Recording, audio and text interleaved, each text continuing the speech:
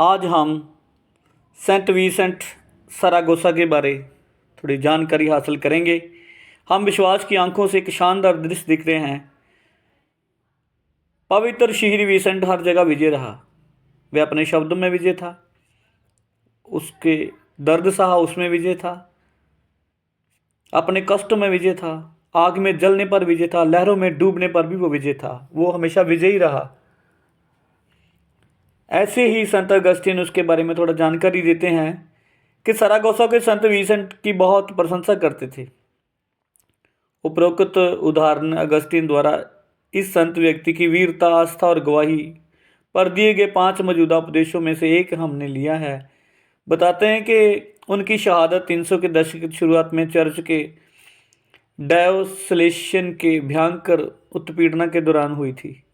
लेकिन शहीदों का खून एक पवित्र बलिदान है जो शैतान की आग को बुझाता है। ऐसे पवित्र बलिदानों पर विचार करने के लिए हम आज संत विंसेंट के बारे जानेंगे।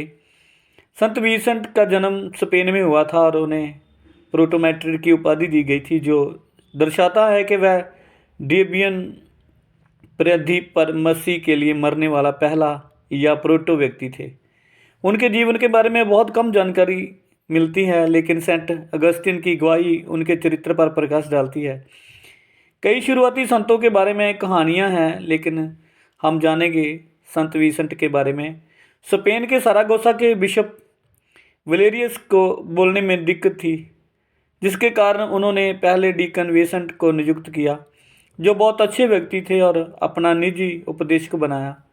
उस समय स्थानीय रोमन गवर्नर डेसियन ने सम्राट डायोक्लेटियन ने बहुत ही दर्द भरा उपदेश दिया कि जिसमें ईसाइयों को रोमन देवताओं की पूजा धूप जलाकर अपना विश्वास त्यागने के लिए मजबूर किया जाए, उनको सुताया जाए, उनको पकड़कर जेलों में डाला जाए। ऐसा संदेश उन्होंने दिया।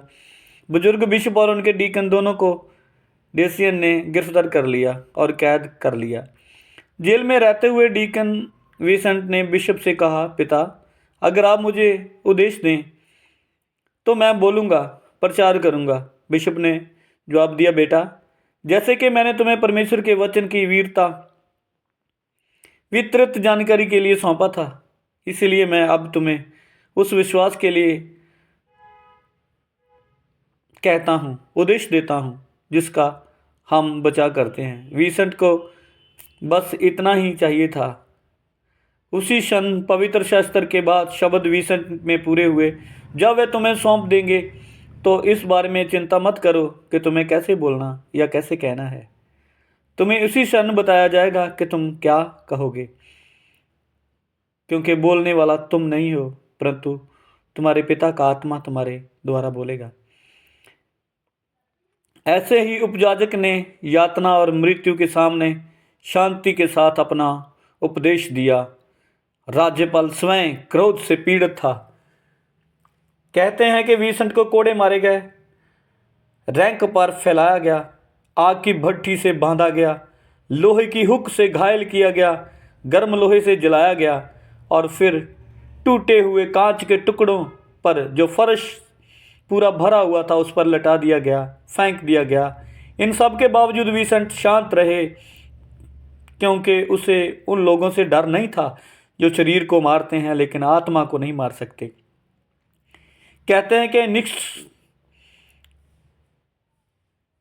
इस यातना के मरण सामने विंसेंट की खुशी इतनी अधिक थी कि उसका चेहरा लाल था, और ये देखकर जेलर तुरंत अपना धर्म परिवर्तन करके मसीह जीवन में आए।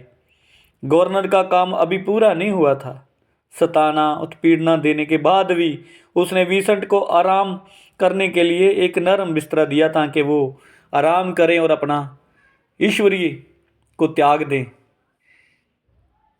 लेकिन हिंसा की धमकियों या आराम के वादों के विंसेंट को आकर्षित नहीं किया। बिस्तरे पर लेट जाने के तुरंत बाद ही उनकी मौत हो गई। उसके शरीर को गिरदों के सामने फेंक दिया गया, लेकिन कौवे उसकी रक्षा के लिए आगे आए। सेंट लियो के एक उपदेश में से एक और विवरण में कहा गया है कि विंसेंट के शरीर को समुद्र में फेंक दिया गया था, लेकिन ईश्वर ने उसे किनारे पर ला दिया और उसके साथ ही ईसाइयों ने उसे एक सम्मानजनक दफना दिया, जहाँ बाद में अब बहुत बड़ा गिरजाघर बना हुआ है। दक्षिणी स्पेन में वह स्थान है, कहा जाता है कि अंतिम घटनाएं घटी। अब भी सेंट की समाधि पर, उस चर्च पर कौवे और गिरधाएं आती हैं। ऐसी उत्पीड़न और यातना के बावजूद संत विंसेंट साहसी बने रहे, यहाँ तक कि मसीह के प्रेम में भी दृढ़ रहे। अपने निष्ठा के कारण विजय प्राप्त की, गौरवशाली शहादत का ताज पहना। मैं प्रार्थना करता हूँ, कृपया मेरे लिए भी प्रार्थना करें कि मैं भी अपने दैनिक प्रेम के बलिदानों के माध्यम से वह ताज प्राप्त कर सकूं जो आपको मिला है, मेरे लिए और मेरे परिवार के लिए भी। ऐसा प्रार्थना करें। यीशु में आप पर मैं भरोसा करता हूँ। आमीन।